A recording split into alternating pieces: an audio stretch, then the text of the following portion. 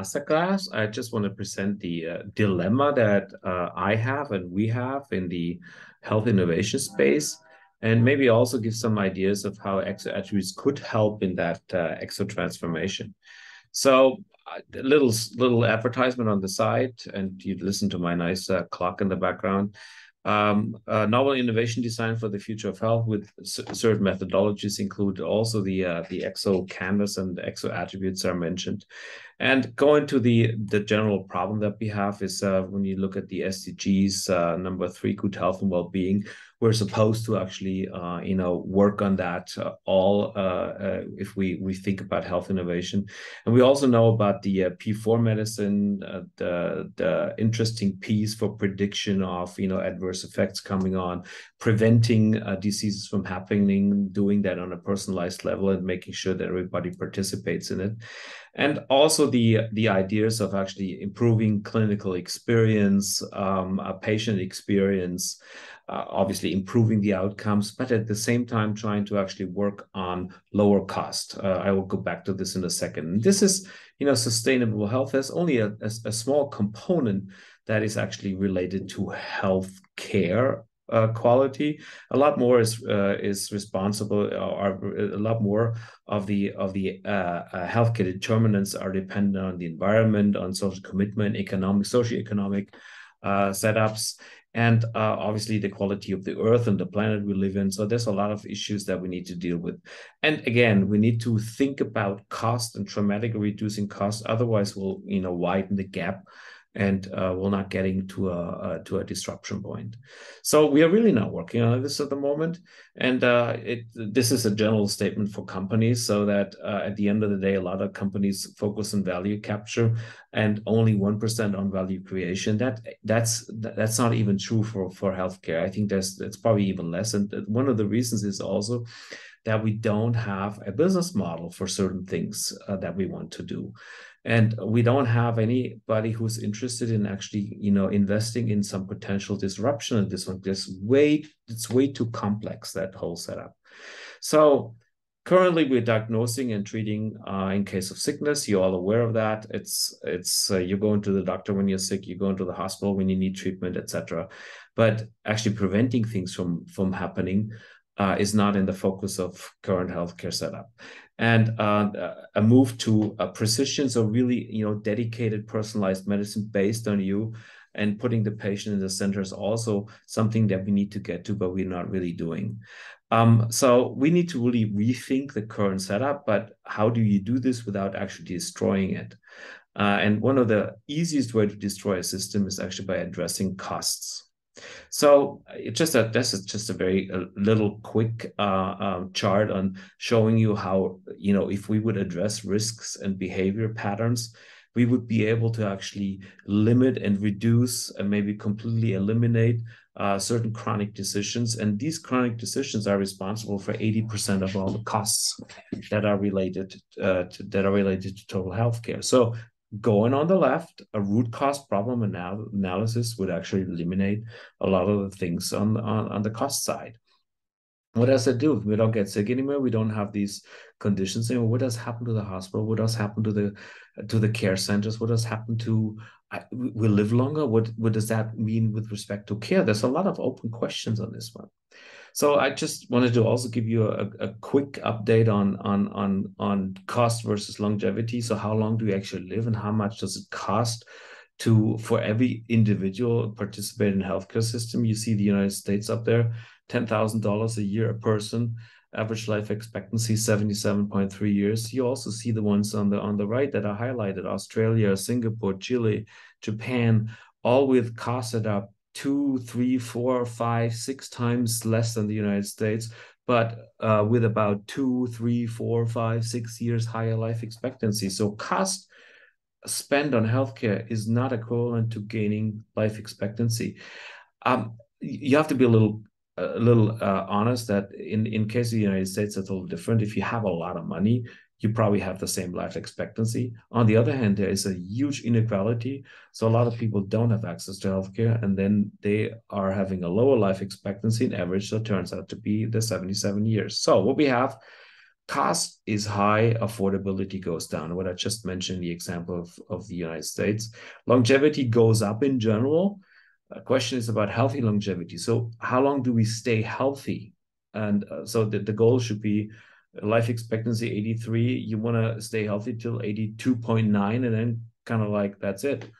Rather than dragging a disease on for a very long time. Unequal, because we have a huge amount of issues with staff shortages when we're not addressing the root cause problems. That's what I mentioned before. We have almost one of the lowest digitization rates in healthcare, and don't use data analytics very well. And again, focus on diagnosis and therapy rather than on the prevention part. Prevention could solve a lot of problems. Would also, make sure that we are doing healthcare more sustainable, going away from expensive medicine, going away from complicated treatment would reduce the carbon footprint also dramatically, the waste dramatically, and would make things available for the low-income nations. So the question is, and I have raised that many times, whether it would be the best to just destroy the system, start over. Well, that's easy said. I know myself it's not possible. It's very difficult possible. So it would be a huge outroar. There would be a gap of service. There's huge economics behind that. So all in all, not an easy thing to do.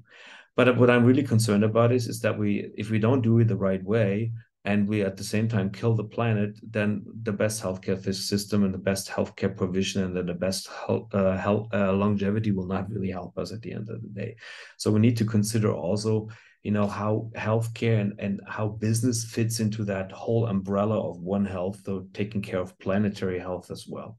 So what I propose is, some of these impact pyramids, we need to have a purpose, and we need to follow the certain methodology and have a clearly defined goal. In my case, it's I would like to live as long as possible, but very healthy as long as possible, and make sure that everybody else on this planet has this right too. So as a summary, cost affordability, cost goes up, affordability goes down. What if you try at the same time to bring the cost down? It's not necessarily appreciated by the high income nations. And on the other hand, if you do frugal innovation, you try to do the same thing significantly cheaper, that would be a good way to disruption. That's also not appreciated by many of the stakeholders. If longevity goes up, think about this, we need more for health and we need more intensive care, staff problems. So, we still have, that's more cost that's related to that. So a good way would be to actually shift from expensive care. So, for example, from an acute care hospital to acute medical center, so one step down, or from that medical center to home care, one step down, or even better, it does not even happen. Prevention, prediction. So that would all be really good for low-income nations and maybe bad for the high-income nations. So we need to understand that there's huge economics behind that for diagnosis, therapy, treatments.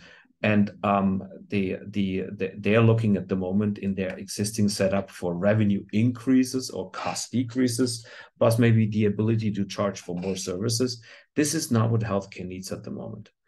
So if you try to actually suggest some more moving into the prevention, which is sensible from a patient and individual point of view, conventional investors, even though they love it as a patient or a potential patient, they don't see a business model. And in all honesty, there's no business model at the moment. And therefore, they don't want to support it. If they don't support it, it will not happen, or there is not enough money to actually make the transformation and the translation happening. We have staff shortages everywhere, not enough care people. So we need to think about technologies of how to actually deal with these issues. There's also not enough incentivations in the whole thing. And we have huge amounts of data, health data available that is siloed and protected. And so I do believe a lot that data owners, well, again, who is actually the data owner? That's a good question. So is it the hospital? Is it the insurance company? Is it the individual? That is an issue, and we need to solve that as well. And obviously, privacy concerns, data protection issues, ethics, they're all related, they're all obsolete. They're not really up to date. So the question is maybe not so much in the US. So I think US, everybody wants to have government out as much as possible. But I do believe government has a role here and has an important aspect to determine is like what is the value of the people needs and demands versus the economics that are behind it. And I do believe we need to think about reworking the healthcare business model, maybe different incentivations. So I believe we're currently stuck. So that's why I thought about the healthcare dilemma. And it would make a lot of sense to think about easier to implement things with lower risks. And yeah, again, we need to find a business model for it. Otherwise, we will not find somebody supporting us. So solutions idea could be following: empower and enable the individual. That's clear. Green. That's an exclamation mark. Maybe we have to forget about high income nations. They're too stuck into what they are doing. And maybe we have to actually go into low income nations and help them solve their problems. They're probably more attentive and more open to that.